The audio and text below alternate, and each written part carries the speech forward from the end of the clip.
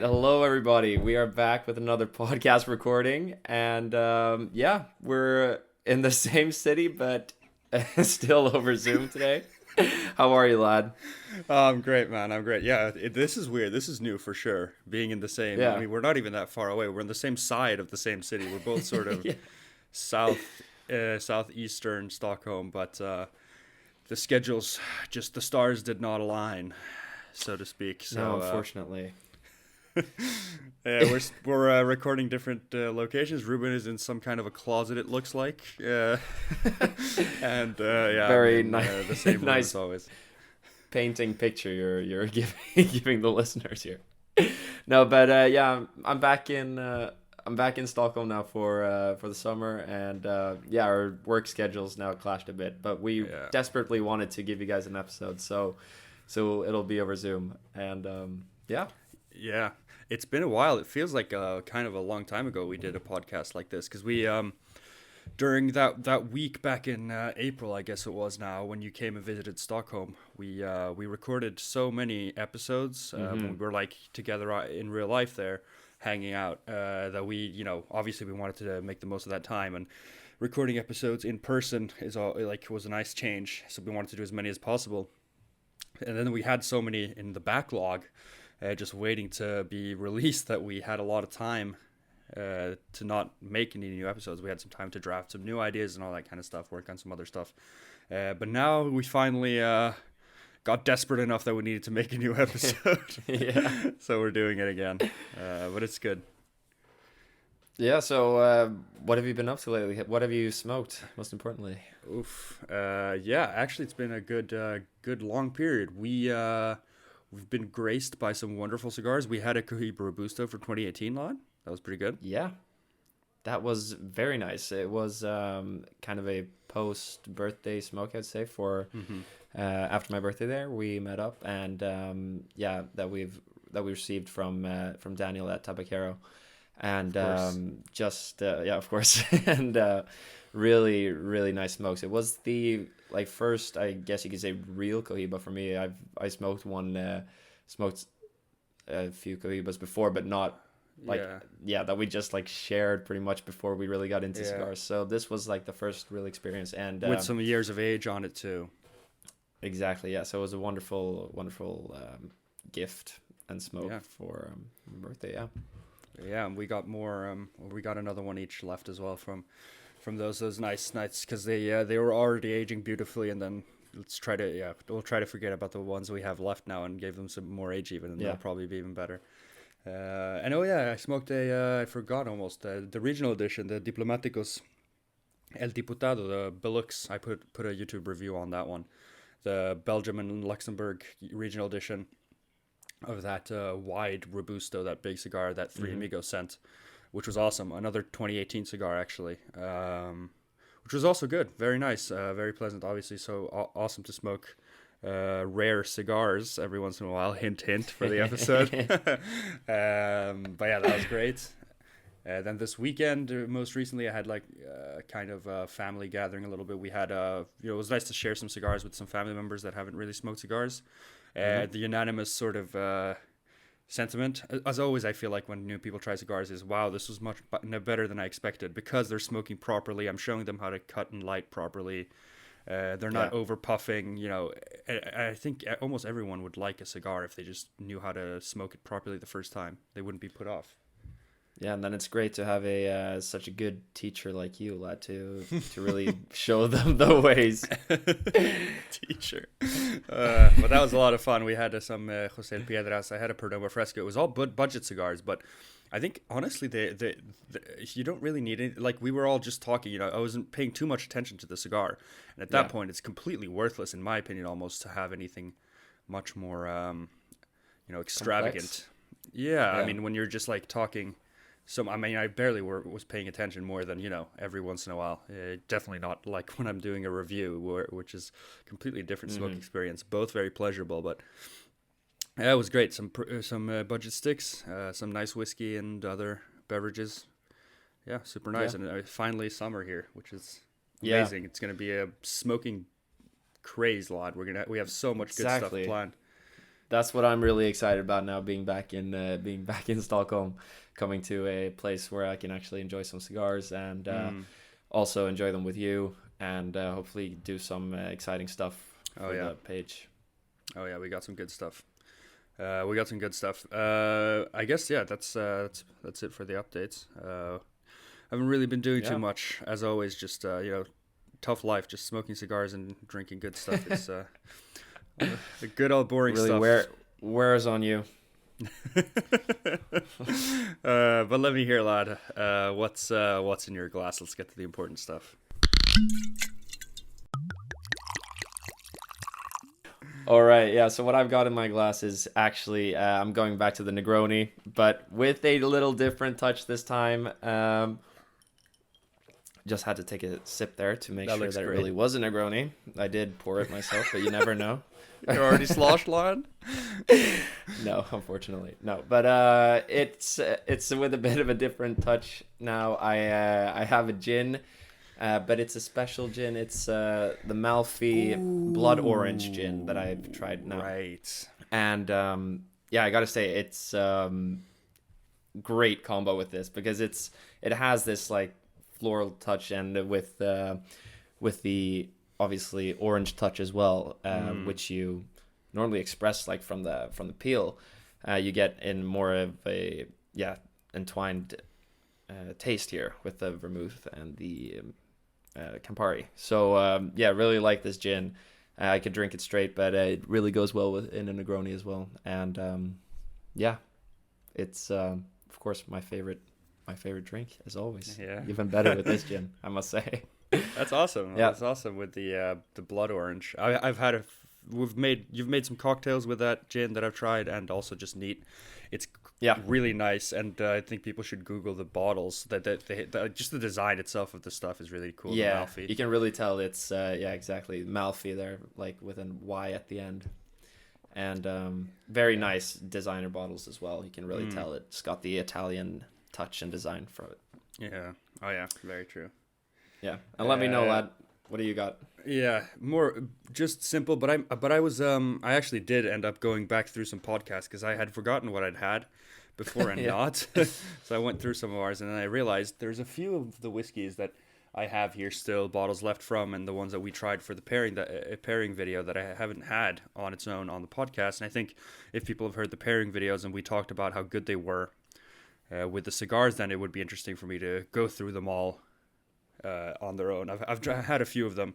I had the Aberlour Abunad. I guess we didn't drink the Aberlour, but I had the rum I had on its own on a podcast episode. I had the Glenlivet on its own, I think, at one point, maybe. I had the Teeling, though, on its own last episode, I believe. So now I'm doing the Tamnavulin, the red wine cask, which is the cheapest whiskey that I had there, but one of the ones that we loved the most on the pairing episode, even though it was so cheap. So this is obviously a single malt Speyside Scotch whiskey, so it's pretty light, but it's also been aged in red wine cask, so it has a nice dark color, and it has that like fruity flavor that we experienced in the podcast episode. Mm-hmm.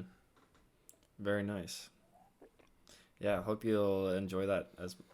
Give us your first after the sip.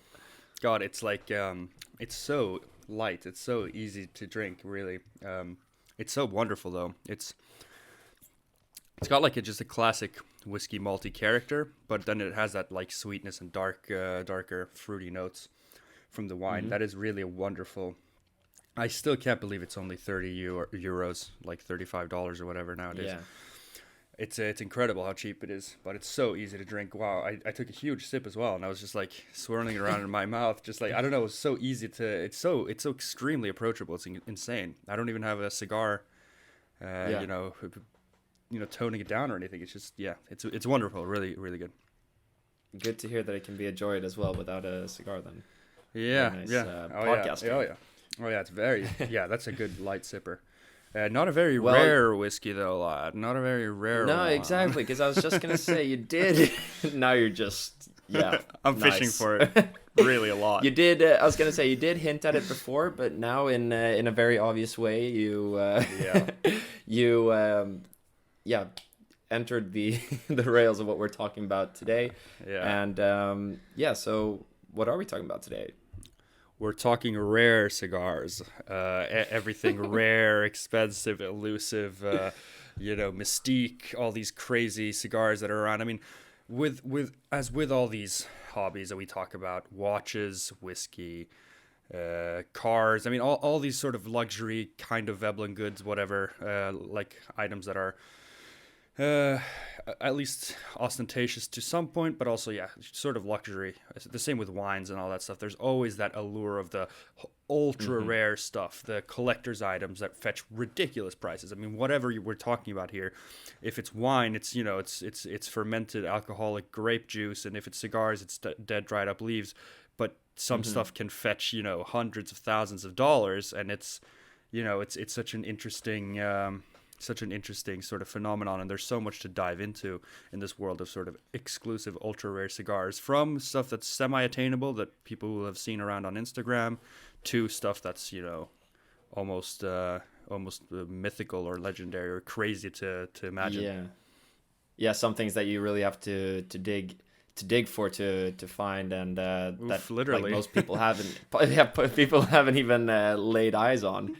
That was also a a little bit of a hint there, lad. Yeah, very good. Yeah. But yeah, so we'll just be. Go ahead. Yeah, I was just gonna say we'll like you mentioned, we'll just talk about a bit of the first like regular production cigars, maybe that are a bit rare and not as easy to get a hold of, to the ones that probably very, very few people on earth will ever smoke.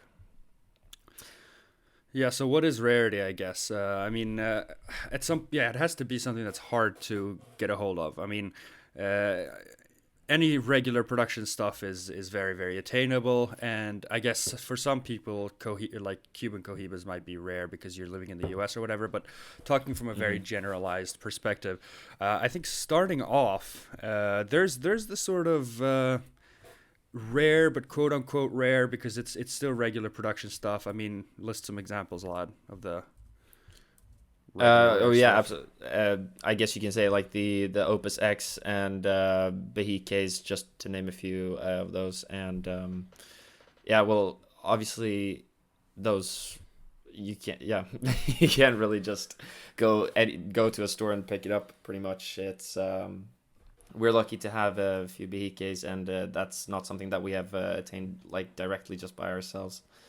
And Yeah, spot on. I mean, yeah, that's already rare in of itself, and what you said was really spot on, because it's not something that you could just pick up at any store. That's exactly the point. Yeah, like that it is rarer to an extent, and I mean, a lot of people talk about Behikes, but at the same time, a lot of people have them, right? A lot of our Instagram friends have Behikes that they've gotten at some point. So it's like I'd say a very small percentage of our following perhaps have them, but at least some people have them. So these are the kind of everyday life rare stuff that you could visit someone and they could have Behikes there, and it wouldn't be a shock, but it would still be like wow, you got some of this stuff. So I mean, these are kind of in the same category as if you watch the I did a video on why cigars are expensive, and I kind of go into this a little bit. It's on our Instagram and our YouTube, but it sort of talks about the worth and value of these. And I think a good thing about these cigars compared to maybe some limited edition stuff, which we'll get into later, the Behikes, like you said, the Opus X series and the Davidoff Oro Blanco, just to speak a short amount of time for this, they're rare because of a more material reason other than just scarcity. They use tobacco that's more challenging to grow. The Medio Tiempo leaves in the Behikes are very rare leaves, literally rare leaves that exactly don't show up on all tobacco plants. Just the highest the leaves from the top. Yeah, spot on. Then the Opus X, they are the first ever Dominican puros. So they used, the first ever commercially, readily available, successful Dominican puros.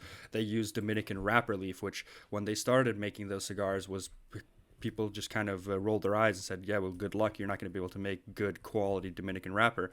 And if you guys think about it, if you think about all these Dominican cigars around, Davidoff, for example, it's almost all Ecuadorian wrapper. It's very challenging to grow Dominican wrapper leaf in high quality, and so that's what makes Opus X really that expensive, because it's very difficult to attain. But when they do, it's fantastic. And then the Davidoff Oro Blanco is also just very rare tobacco. So that's what I like about those. They're rare for sort of a reason. You can't really make huge quantities of these cigars because of the tobacco that you can. Yeah, exactly. In a industry that is defined by the leaves that you can grow, it's not something that you can just make up from thin air. It's obviously it comes from plants that need their time, and and like you said, these tobacco leaves, you can't see them on all plants even. So Yeah, and then I guess we had something I was sort of hinting on after that, which is the sort of artificially limited stuff, right? It's limited editions that are made limited edition for a choice, right? Yeah, so for example, the Cuban regionals, and they've just decided to make them in a certain quantities, and the limitadas as well. You've just made them in a new vitola, and they only appear like once. Make it just a new vitola for the year, and obviously that puts a limit on how many there are in the world. So yeah, and like I said in the both the cigars are why they're expensive and the Cuban cigar guide video, those are like Ruben said, just those are artificially rare, but they become rare because they only make one iteration. You can only get the Belux that I smoked for a few weeks ago, for example. That regional edition was only released that time, 10,000 boxes, although that's kind of a lot. It's only once. Cohiba sells 10,000 boxes every hour, probably. You know what I mean? Like, so they're just artificially rare. But these are still, you're still around sort of a everyday sort of rarity. I guess a good example, because we talk about Cubans a lot, and non-Cubans don't get too much love in that kind of sense. For maybe some people know about these cigar nerds, but the Tatuaje, that's a big brand, non-Cuban brand. They made this release called the Pork Chop. It was only actually 100 boxes were released to one store in Boston, in the US, and they were just released for just 100 boxes of 25 cigars, and obviously with the dawn of the sort of cigar auction market, the secondhand market, which is kind of exploding, it's becoming a lot bigger. These cigars are getting more pronounced. I think these are getting more famous because these auction sites online have been really growing, and now people know, I think, a little bit more about these sort of smaller release cigars, just because they're now available outside of that area. 40 years ago, only a few people in Boston would have gotten their hands on those tatuajes probably, so that's pretty cool. Then okay, so I think we've covered rare, but rare that is still attainable to some level, because then there's another step, and now we're talking the sort of hypercars sort of status. We're talking limited release Patek Philippe watches, that's only made in a few. This is the stuff that you will only read about. You'll never feast your eyes on these cigars, lad. We have one starting out. Do you want to talk about this one, lad? Yeah, so the first one we have to talk about is the original Bejiques. Obviously, like in a very, very impressive format when they were first introduced. They only made 4,000 of these, each and every one numbered. And so they were released in 100 humidors containing 40 in each, in these specific Elie Bleu humidors. And they were priced at 15,000 euros for these. And 4,000 Bejiques in total. Just really, really, really impressive. Yeah, and these are these are rare to the. I don't even know how many still exist in the world today, and that's when you get to that rarity of it's like these were only released in humidors, and these are also, I think, so well known because they are also meant to be probably the best cigars ever, perhaps. By a lot of people. They were almost they were 7.5 inches long, 52 ring gauge, so they aren't the same size at all, and a lot of people say they aren't the same blend at all as the Bejiques that we know today. So they only really share the name, and I guess some rarity they share, but they aren't actually really connected with the Behikes that we know today. These were like we said, the 2006 release, of 4 years before they started to release this whole line, and they have their own bands completely. And like Ruben said, they were numbered. So each cigar had a second band where it was the number of that cigar, even. So since they only made 4,000, they have a little, and I think they're handwritten actually, even. They were released in such extremely small quantities that only time for 40th anniversary humidor. Insane. And, probably I'd venture a guess that barely any exist in the world today even. So legendary cigars, probably some of the best ever made, and probably some that only a very, very select few people in the world will ever have tried and be able to try. All right, so next we have a line of regular production stuff, actually. So it kind of sounds like we're contradicting each other, or contradicting what we said before with the regular. These were a regular production line, so I guess they're scarce, not artificially, but because the brand no longer exists. It's the whole Cuban Davidoff thing. Obviously, maybe not everyone knows, but Davidoff, before they were this lovely Dominican brand, existed in Cuba for decades, which is really cool. So there were actually two brands that weren't Cuban owned. So obviously I went into this in the Cuban Guide video as well. But with the embargo, as everyone knows, Cuba became communist and all the brands became Cuban owned, except for two brands that were allowed to start up. First, it was Davidoff, obviously. Zino Davidoff started production in Cuba, and he had this whole crazy cool line of the Chateau cigars that were named after the French Bordeaux wine houses, and those were basically the Cohibas of the time in a lot of ways. They were Cuba's finest, really, and really expensive, and obviously those are still around today, because if you imagine, so basically this is what I said to Ruben, right? If you imagine that Monte Cristo, or even Cohiba went extinct tomorrow, you could still imagine, just by sheer volume of production, that you would be able to find some of those cigars in 30 years. And it's only really been 30 years since Davidoff, exactly 30 years since Davidoff left Cuba in 1991, because Zino Davidoff was so famously sad at the quality that was going downhill of Cuban cigar tobacco, so he burnt a lot of cigars out of anger. Like, he literally burnt a hill of cigars and tobacco and stuff in anger, and he said, I'm done with this. Yeah, this is the guy that, like we said, doesn't like walking with cigars and thinks he should throw away the cigar at the halfway mark. So sounds like a volatile man. And then there's obviously Dunhill as well, which is a lot less known. And these are actually, in some ways, rarer, because you can get Cuban Davidoffs for around, $100 a cigar today, which is kind of crazy, because you're buying a, 30-year aged Cuban cigar from one of the best brands that hasn't been around for 3 decades. But the Dunhills were only in production from 1982 to 1991. So most people have heard of the Dunhill brand, but they've made Cuban cigars for 9 years, and some were very, very, very good, like the Estupendos. Apparently, obviously, I don't have any idea, because I'm never probably going to get to smoke these, like we said. But those boxes are going for around $10,000 plus nowadays. But still, these were regular production cigars. We're never going to be able to smoke these cigars, probably, most likely. Almost certainly. But then, even beyond that, there's a level of some kind of some cigars that not even like the original release Behikes, because those were at least auctioned off to the public, more or less. There are some cigars that were only made for private events. Can you believe it? Yeah. So there's when you say that, your mind obviously goes to the dinner of the century, hosted by Marvin Shankin and Cigar Aficionado magazine in 1994 in Paris.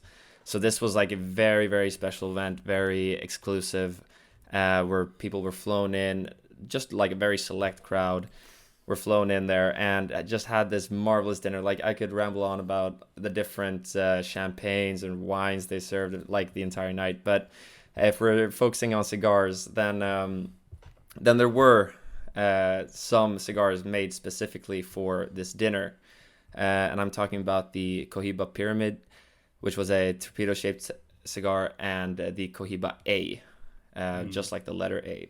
And A. this, yeah, these cigars were made specifically for this event, which they got to smoke during the evening in between the different, different food served. Yeah. And at the end of the evening, actually, they a few of these boxes that were just made for the event were auctioned off to the guests there. And the largest like auction of that night was called the King's Ransom, which consisted then of 6 boxes, and they were 2 of each of the Pyramid and the A, and and 2 of the Trinidads that were made for that evening as well, signed by Fidel Castro. And that auction actually went up to $200,000 for 6 boxes of cigars. And that's mid-90s dollars. Yeah, exactly. 1994.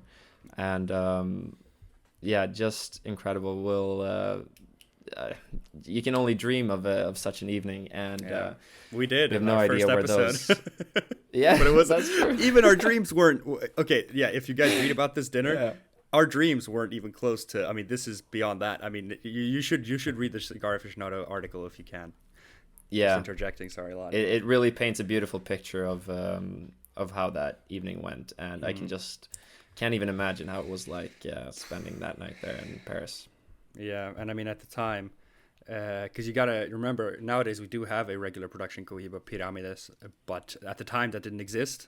So they made, Cohiba had like, I think in the 90s, Cohiba had like 5 or 6 Vitolas only, because they hadn't made the Siglo series yet, I believe. I think maybe Siglo series was released that year or around that time perhaps, but Cohiba was still quite a young brand. It was only internationally available in the 80s. So if you imagine that Cohiba's only existed for a little bit, it's still that like really luxury brand, but they don't have many sizes. You get to try custom rolled sizes that have never existed, but they're also just custom rolled for that evening. And the A size for you guys, that Monte Cristo has a regular size one, but it's like a 10-inch cigar or something, 9-inch cigar. It's crazy big. Yeah, just a cool. It's very thing. big. And they also like, besides those the Cohibas, they had the Trinidad as well, which was like was especially made then. It was like right in the beginning of, I think, like, was it the first Trinidad made? I'm not sure, but it was I think it was brought forward for that when they started having Trinidad as diplomatic gifts, and these boxes of cigars were signed by Fidel Castro, like I said. That's insane. Yeah, and like you said, I mean, so those are, perhaps some are still around today. Well, you never know. Perhaps some haven't been smoked. Since some people bought them, some collectors might have. I really wonder who these guys were that bought these, because I don't think the guest list is publicly announced, right? Like, you don't know who went to that dinner. I just wonder who. I mean, those Russian oligarchs. There were around 160 guests, and if you read about it, it's like they've come from 4 corners of the world pretty much. So it's a very cool event indeed. Yeah. That really, I mean, and there hasn't really been anything like it. I mean, it really is the dinner of the century. That's such a cool one. That almost the only reason of recording this episode could be for that, because that's just such a cool story. Because I mean, imagine Habanos just having custom rolled cigars for one evening is just insane. From Habanos, it's not like you brought in your own rollers. You know, they at the El Laguito factory probably, sectioned off a group of rollers that, okay, you're rolling cigars today for one dinner. Like, that's crazy. That's insane. That's absolutely ridiculous and very rare. Only to be seen by like these 160 guests. I mean, that's pretty much the like definition of rare. I would say it's just it's for a select amount of people's eyes only.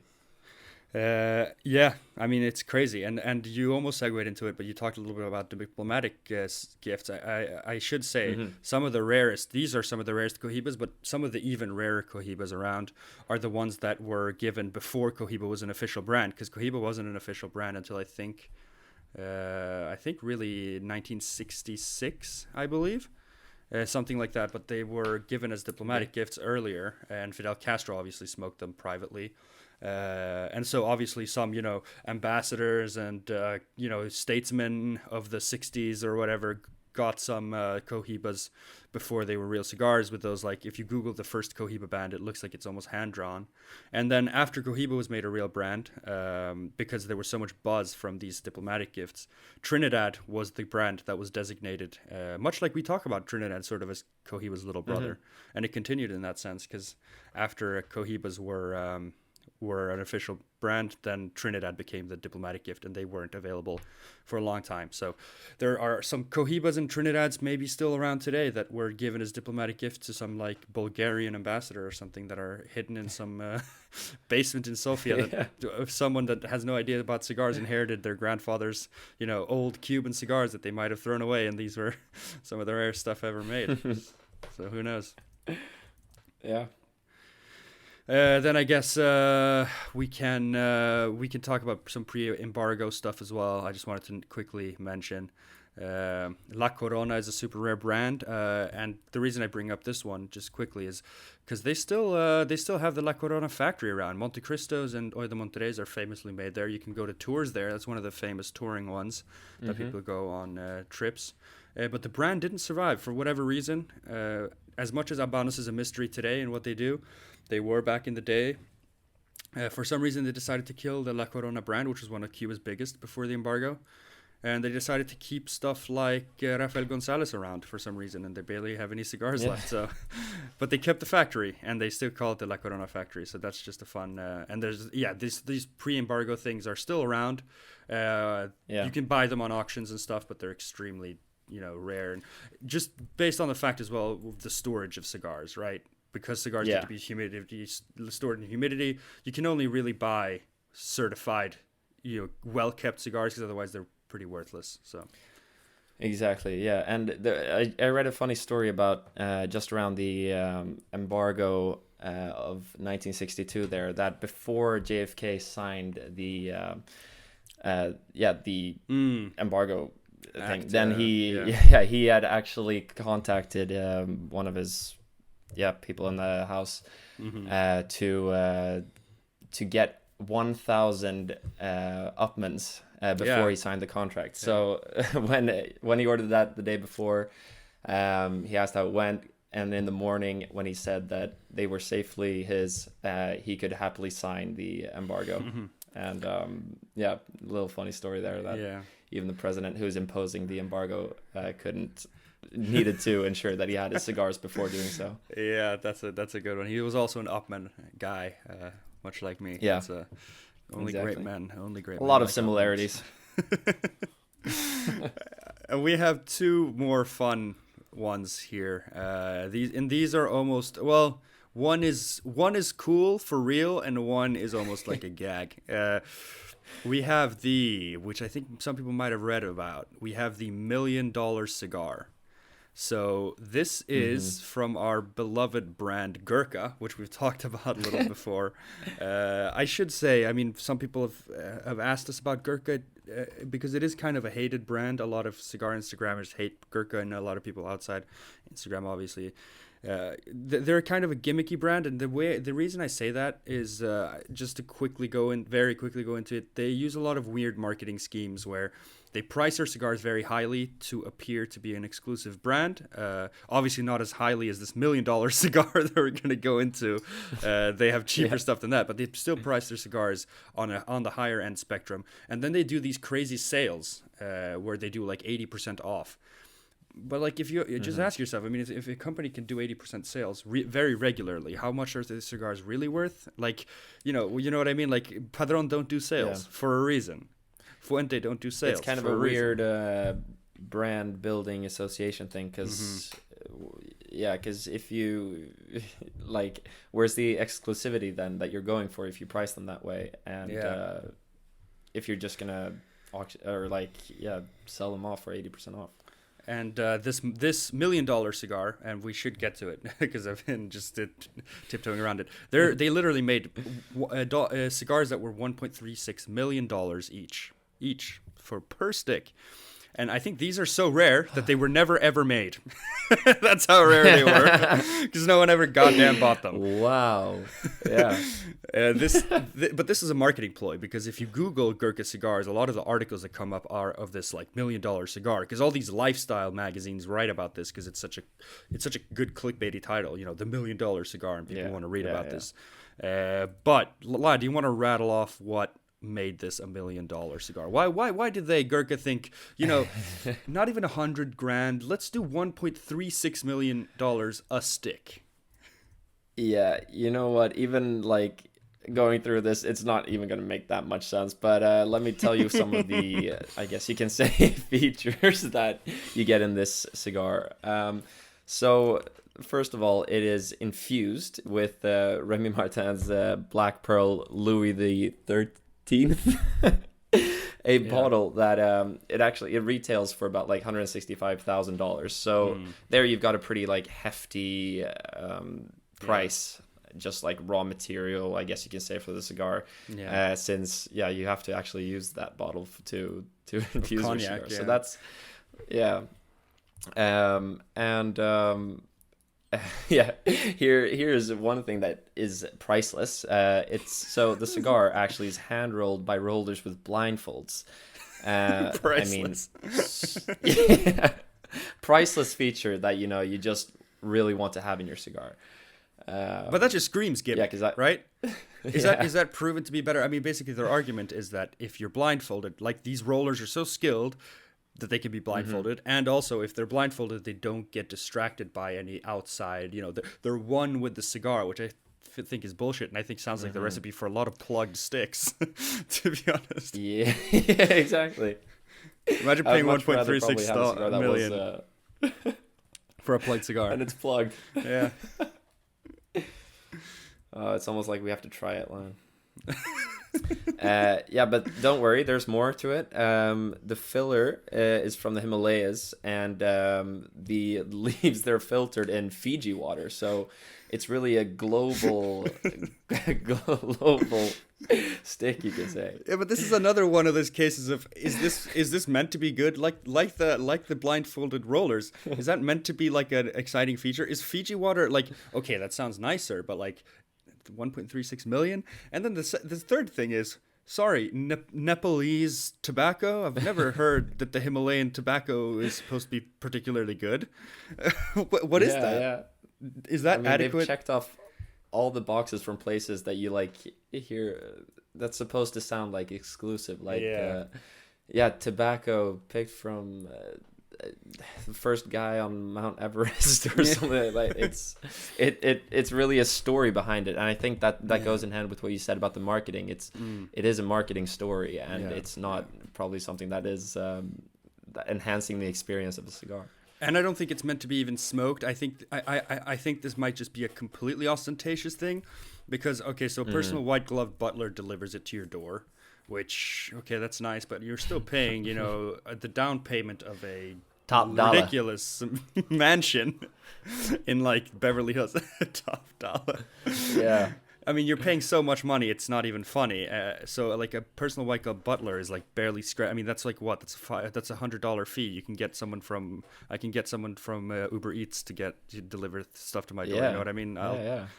And then I feel like most of the costs might be just like attributed to shipping and moving this like the tobacco from the Himalayas, shipping them over, having them filtered in Fiji water and everything. But there's two more things. The reason I said it probably isn't meant to be smoked is because it's rolled with the gold wrapper leaf, which I've actually smoked a cigar that has gold wrapper. It's the Cavalier Genève series, but it only had a tiny bit. I don't think it actually does much because it's so small that you can even eat it in those quantities. And you guys have probably seen people eating gold leaf stuff, on fancy dishes.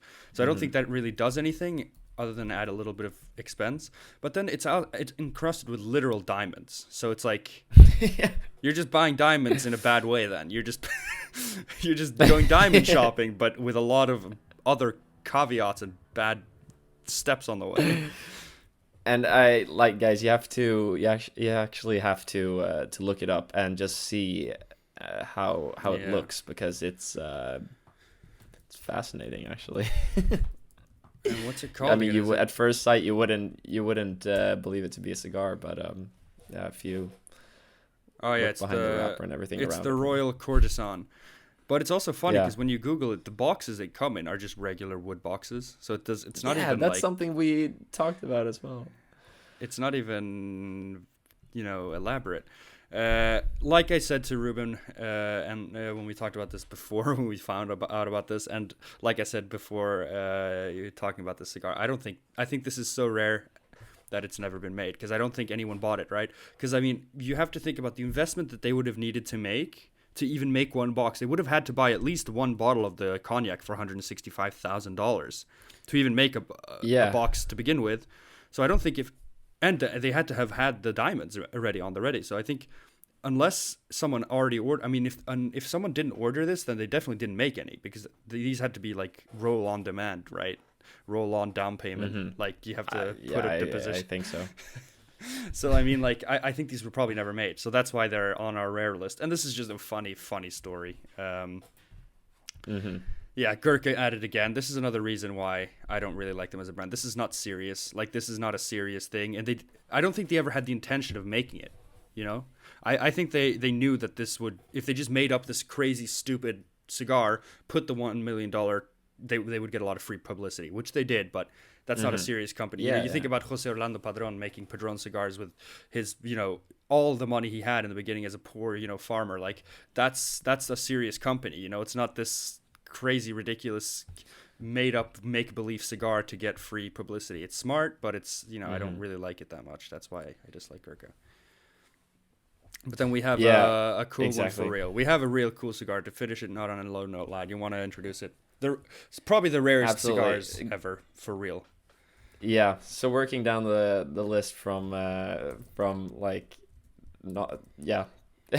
Sorry, I'm just very fascinated by this story, and I'm looking forward to hear you to tell me about it. But the Mayan cigars, going from, of course, Gurkha before gimmicky to something very, very cool and historic. Tell me, lad, what is this? It's the literal origin of what cigars are. So I mean, the word cigar comes from the Mayan word cigar, which I think means like rolled up tobacco. Or something bunched up tobacco is what the origin of that word is in the Mayan language. But a few years ago, some original, because I mean the Mayans used to smoke, and the Arawaks, I believe, as well, which were the natives of Hispaniola, where Christopher Columbus first landed in the Americas. But I think a lot of these peoples used to smoke tobacco rolled up. And they were sort of this, I think, godlike ritual, or this sort of, it was a ritual, I think, a religious ritual. And so I think it was a tomb, in like a cave, in sealed clay pots, they were all, marked with glyphs that reveal that the contents were these cigars, or what we call cigars now.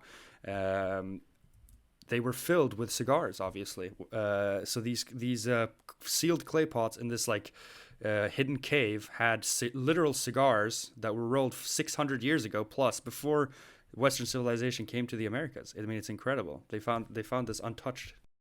Yeah, it's absolutely fascinating. Not only to find like something that would that could be like traced back to that time, but cigars that were actually in condition to be smoked today, like 600 years old. About like it's a miracle, really, that they were sealed in the way they were, and to be able to be handled today. So that's, I mean, that goes without saying to be by far the as rare as you can ever get. Yeah, because those will never be made again. Those were obviously can't be made again. Like the literal origin of the rich. I mean, and they were, like Ruben said, they were in smokable condition because of the, like you also said, miracle that they were so sealed off. They didn't they didn't wither away over the times because they were so sealed, and they were sold to this guy called Gary Liotta, who owns the Santiago Cigar Factory. He bought the collection for $507,000, so $500,000. It's a lot less than one Gurkha cigar. So I mean, pick your deal there. Yeah. I mean, Yeah. yeah, to be sitting on that kind of history for a third of the Gurkha or whatever, like, yeah, it's But I wonder if amazing. he ever has the intention of smoking one. Just I incredible mean, though. one has to be smoked at least. I Yeah. mean, just to Yeah, he has just to. one at least to just be able to taste like what, like how is it actually? Because it is in a smokable, Yeah. uh, it is smokable, but how does it actually? How does Yeah. 600 years of preservation do? What does that do to a cigar? We should have talked about this And if in anyone our has the about aging, lad. You just said 600 years. I think it's got some solid age. I think it's developed some nice notes from 600 years. yeah, it's gone like back and forth between like reaching its best point to its like Yeah. low point, its best point, 20 times over. It's undergone 50 fermentation periods. But that is so cool. I mean, and this is yeah, this is an old school. Even though we barely had the podcast for a long time, this was an old school shoot the shit Stogie Lads podcast. It wasn't so structured. We just had some good stories. I think it was just some fun Yeah. stories that we wanted to talk about for a long time, and they all sort of connected with being about very rare cigars. Yeah, a lot of fun. Obviously, it's something very, very interesting to read about and ponder about, something that is so difficult to get your hands on and Yeah. even feast your eyes on. Yeah, dreaming about that dinner of the century. Still, that's I'm gonna fall asleep pretending that I'm there with Marvin Shank and probably Michael Jordan, who's probably there. Yeah, Those are the kinds I of people think that one of probably them.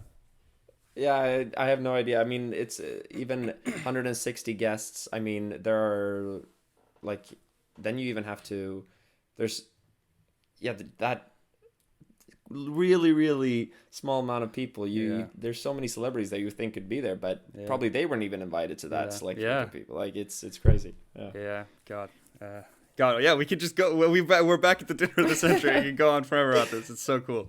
And now But the read the quality is article. just going to shit with this podcast because we're Yeah. just Yeah, but this is what it was meant to be, lad. Just talking cigars like we usually do. But yeah, I hope this was enjoyable still for you guys.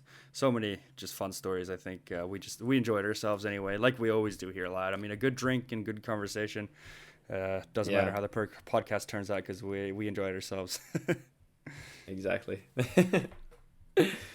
But yeah, thank you guys for listening, and just look up some of these stories on your own if you because we just touched on some of them very briefly, but there's definitely a lot of different articles and stuff to look into if you're interested in those. Oh yeah, for sure. Stories. For sure. Yeah, and check out all the stuff that we do. Is always on stogielads.com. And yeah, hope you guys enjoyed, and we'll see you guys in the next one. Yeah, see you guys. Cheers.